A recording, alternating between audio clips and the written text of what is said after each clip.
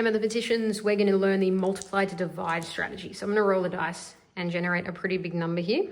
Let's make it 4,099. Okay, so let's now move this off and write that down. 4,099. Then I'm going to bring out this 20-sided dice, but I'm only going to use a teens number. So I'm going to wait till it rolls a teens number. So 7 we could use, but we'll make it harder. And then 8's a bit too easy too. So 14, cool. So we'll do 4,099 shared between 14. And I'm just doing that so you know the strategy works, not just for particular numbers, but for any number.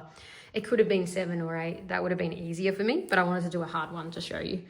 So then we are thinking 14 groups of what gets us close to 4,099, but not over.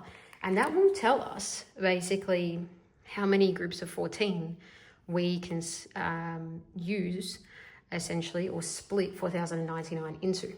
So we might want to think in big lots here. So if we group that into hundreds or 14 groups of 100, then 14 groups of 100. So we'd write the 14 sort of already in there. So when you write it, you just write the 100 and you're sort of thinking 14 groups of 100 will get me 1,400. So that's a good part of the way there, knocked out. But then if I use another 100, that's another 1,400. And now I've used 2,800 of it.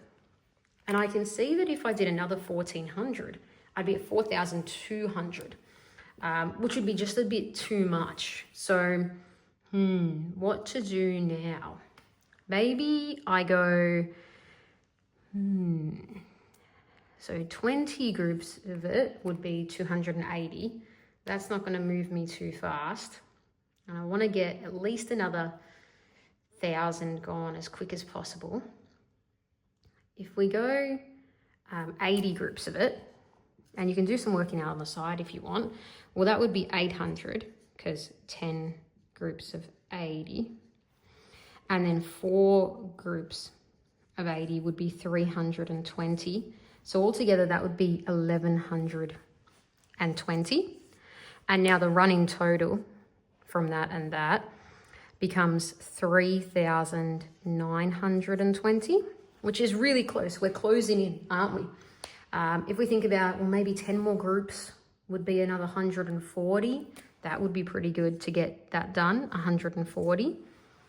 And now that running total, this is like the running total down here, is 4,060.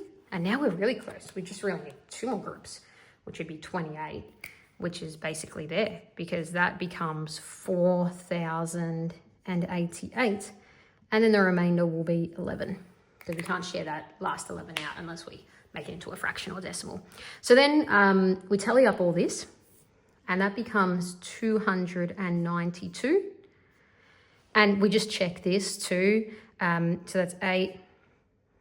That's 8. And that's